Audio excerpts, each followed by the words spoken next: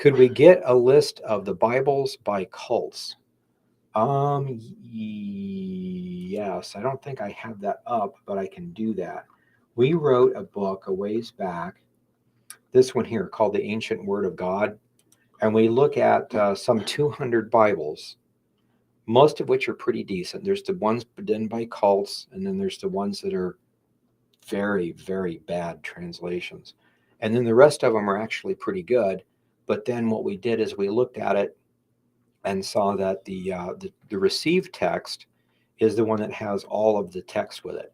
So a lot of times you'll pick up a Bible, it's a good translation, but you'll notice it's missing a verse. You'll be reading verse 24, 25, and then you'll get 28. You'll be like, wait a minute, where's 27 at? The whole verse is gone. And they'll say that that's not in the oldest manuscripts.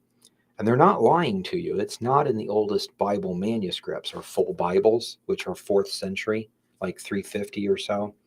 But some of the church fathers in their sermons will quote some of these verses. And the sermons are 150 to 200 years before our oldest Bibles. And the point is, whether they be right or wrong, or they misunderstand the Bible or whatever, you can't quote something that hasn't been written yet. So if they're missing that, if they took that verse out because it doesn't appear in like Vaticanus or Sinaiticus, but then there's a church father that quotes it 100 years or so before, then obviously the Vaticanus is like a practice copy or something, and they forgot to put that verse in. So, and we have the church fathers talking about a lot of the cults in the first and second century were producing Bibles without certain verses because they didn't like certain doctrines. And that was happening quite frequently. So we should be thinking of using the received text, the full text. And then if you think of a verse as fake or something, fine. We can debate on that.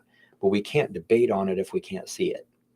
And so that's the whole thing. So in this case, the bottom line is we looked at certain prophecies and certain church father quotes and went through and found all the Bibles that have those verses in them. And it boils down to a TR type Bible. And I think at the time there were 12 or maybe 13 Bibles that had the full text in them.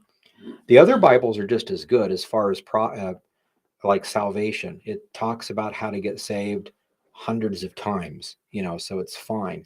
But if we're missing a little piece of one verse, and that happens to be describing a prophecy, it might be just the piece we need to understand the prophecy. So it's the reason why we dig in all these other manuscripts too.